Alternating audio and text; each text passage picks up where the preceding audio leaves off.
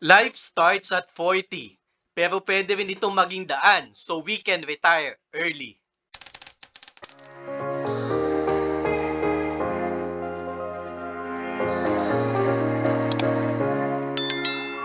Sabihin natin mga kapeso na ang target retirement age natin ay 56 years old. Ibig sabihin, from age 40 hanggang 55, may 16 years tayo para makapag-ipon. 5,000 pesos ang ilalagay natin bilang investment natin para sa ating retirement hanggang age 55. Ibig sabihin, 60,000 ang magiging annual investment natin.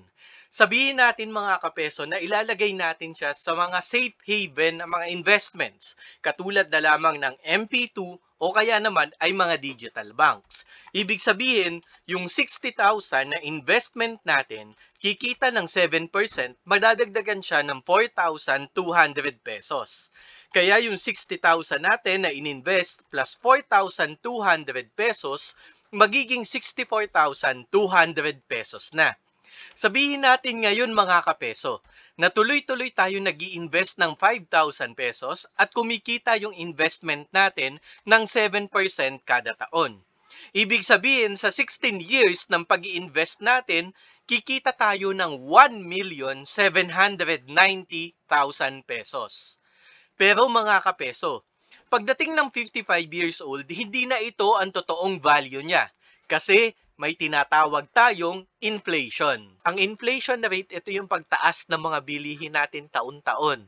So, ibig sabihin, bumababa ang value ng peso natin. Nung 1990, 12.18%. 1991, 19.26% ang inflation rate. Baka ito yung pinatubo days, no? Tumataas ang inflation rate, bumababa din naman, 2015, 0.67%. Ngayon, magkano ang average rate ng inflation natin sa loob ng 35 years? Kinuha ko yung data natin mga kapeso, simula 1990 hanggang 2024. So that is 35 years. I-divide ko ito sa 35. 5.44% ang average inflation rate. Pero bumababa naman mga kapeso Pero hindi rin naman natin alam kung kailan tataas. Ilagay na natin dito sa table natin ang 5.44% na average inflation rate sa loob ng 35 years. Pero ngayon mga kapeso, bumababa ang inflation na, so mas favorable para sa atin.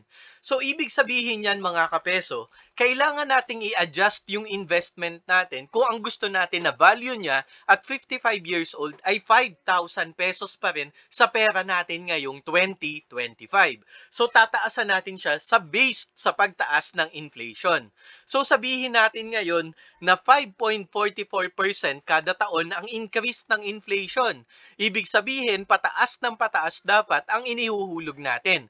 Kasi at 55 years old, yung 5,000 pesos natin, para ang value niyan ay 5,000 pesos pa rin ngayon at 81.60% na ang itinaas ng inflation 16 years after, 9,080 pesos ang kailangan mong i-invest para malabanan mo yung inflation.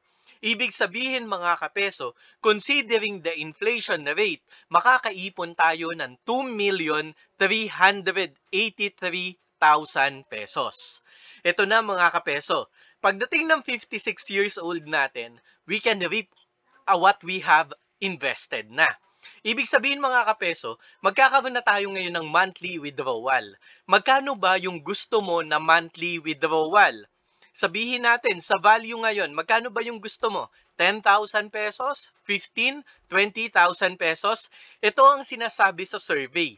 Para daw ang isang Pilipino ay maging happy, 130,000 per month daw ang kinikita ng isang average annual family income. Ibig sabihin yan mga kapeso, mga 5 members of the family ito. Ibig sabihin kung i-divide natin to sa 5, more or less mga 30,000 or 25,000.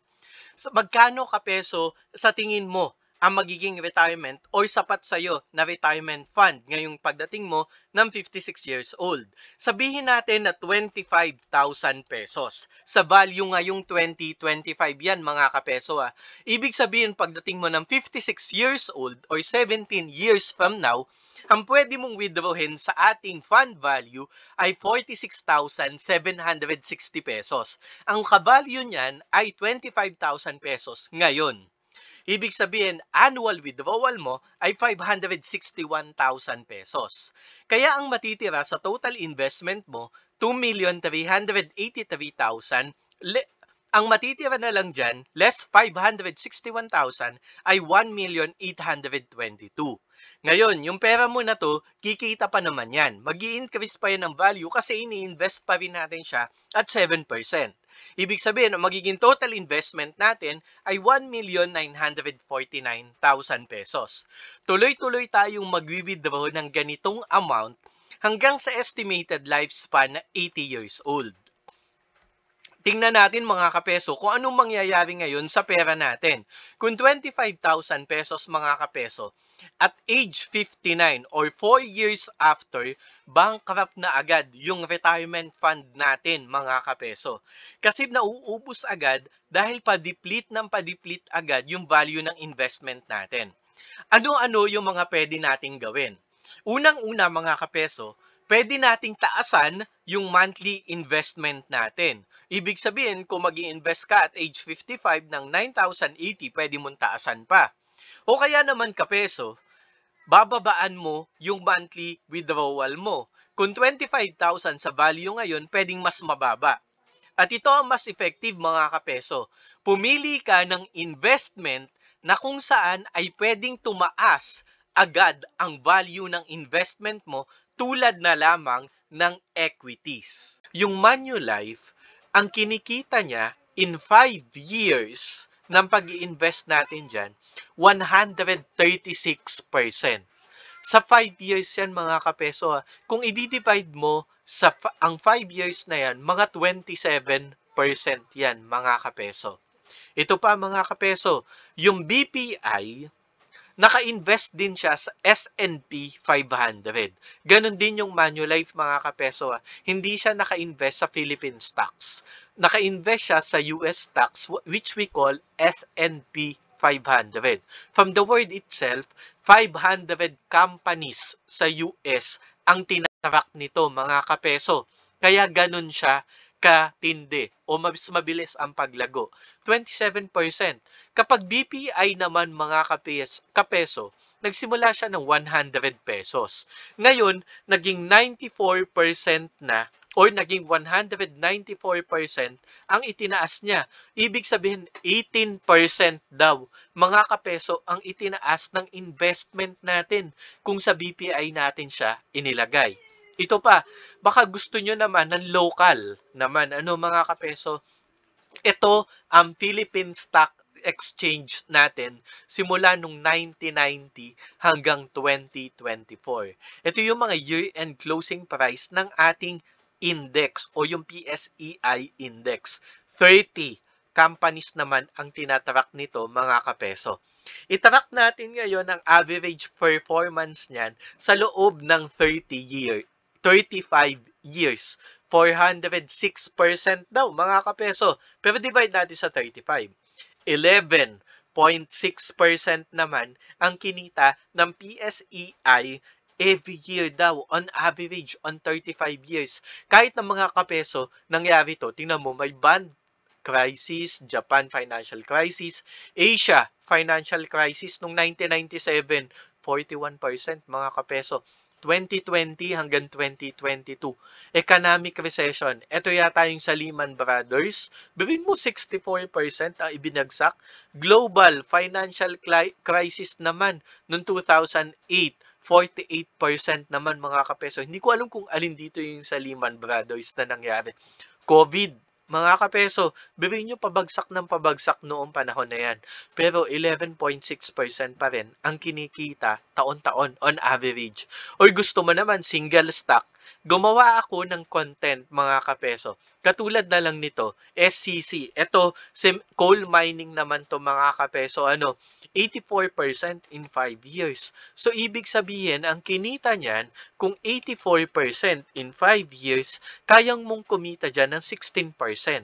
Sa Meralco, mga kapeso, 60% ang naging profit niyan in 5 years. Kasama na dyan yung appreciation ng stocks at kasama na rin dyan yung dividends. 60% mga kapeso. Ibig sabihin 12% ang kinikita niyan on average sa loob ng 5 taon. Nasa baba ng video na ito ang link dito sa SCC at saka sa Meralco kung gusto mong mag-invest dyan.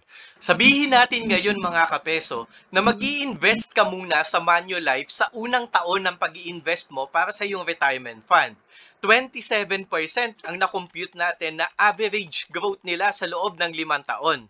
Sabihin natin na 40 years old hanggang 45 years old, dyan mo muna ilalagay yung pera mo. Tingnan mo kapeso, kung kanina 2.3 million pesos ang inilaki ng ating investment, ngayon magiging 3.3 million pesos na. Ito lang mga kapeso ulit warning ulit. Dahil napaka-volatile ng stock market, lalong-lalo na itong Manulife natin, sa US ito nag-i-invest. Kitang-kita nyo naman dito, nung 2022, lumagapak talaga yung value ng investment natin dito. Minus 20.24% ang ibinagsak ng investment natin dito. So may possibility talaga na bumagsak ang investment. Makikita nyo naman din dito sa graph na tumataas at bumababa talaga. So ingat mga kapeso. Sabihin naman natin at 46 years old, gusto naman natin siyang i-invest sa Meralco, which is 60% naman ang profit niya in 5 years. Ibig sabihin, 12% naman ang kikitain natin dyan hanggang 50 years old. Tapos, ibebenta na natin sa pagkatapos natin sa Meralco at i-invest na natin siya sa mga safe haven na mga investment. Tingnan mo mga kapeso, tingnan natin kung hanggang kailan ang magiging lifespan ng ating investment. Aabot yan ng hanggang 61 years old tayo.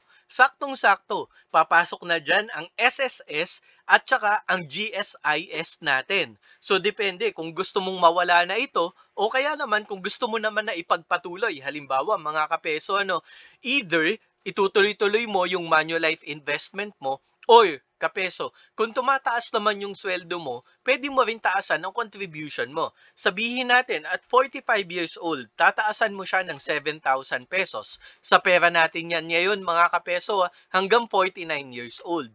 Pagkatapos naman, starting at 50 years old, tataasan mo na siya into 10,000 pesos hanggang sa mag-retire ka.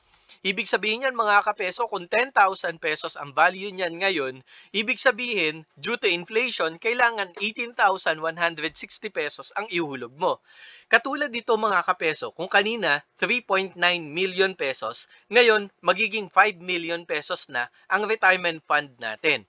Ibig sabihin, aabot siya hanggang 63 years old. Pwede mo nang babaan dito mga kapeso dahil may SSS at GSIS ka naman, pwede mo naman tong babaan. Sabihin natin na 15,000 pesos na lang ang ihuhulog ko o ang i-withdraw ko sa aking investment fund kasi may pension na ako .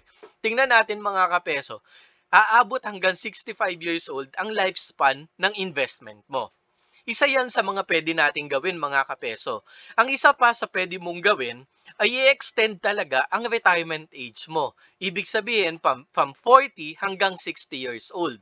Mag-retire ka at age 60. Magsisimula tayo ng pension natin at age 61. Ang maganda lang talaga dito mga kapeso, hindi mo na kailangan na magtrabaho pa after retirement mo. Tingnan mo kapeso, ililipat natin dito ang iyong investment strategy. Ilipat natin dito ikakopy ko hanggang 55 years old mo, simula 40 years old. Ito siya mga kapeso. Sabihin natin ngayon kapeso, tuloy-tuloy ka mag-i-invest ng 10,000 pesos hanggang 56 years old mo. 7% pa din ang pinag-i-investa natin. Bilhin mo kanina kapeso, 5 million pesos. Nag-extend tayo ng 5 taon, naging 8,583,000 pesos ang ating investment. Sabihin natin ngayon kapeso, ganito pa rin ang ating magiging pag-withdraw natin dito sa ating investment fund. 25,000 simula 61 years old, or dahil may pension naman na tayo, pwede mong bagalan din. Kung gusto mong 15,000 dahil may natatanggap ka naman sa SSS at saka GSIS plus 15,000 na wini-withdraw mo dito every month, aba, aabot yung pera natin hanggang 78 years old mga kapeso.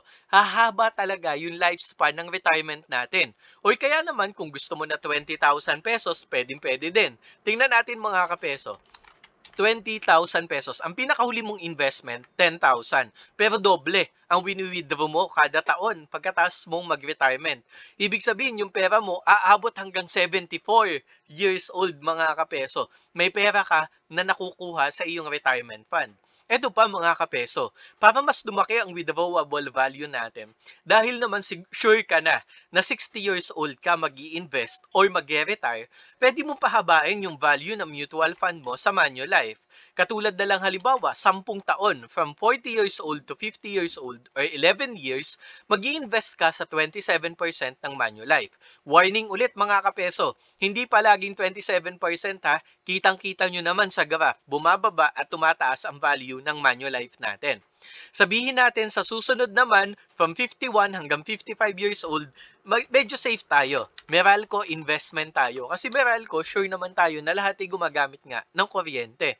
So 12% natin siya ngayon dito i-invest. Kitang-kita nyo mga kapeso na tumataas ulit yung value ng investment natin.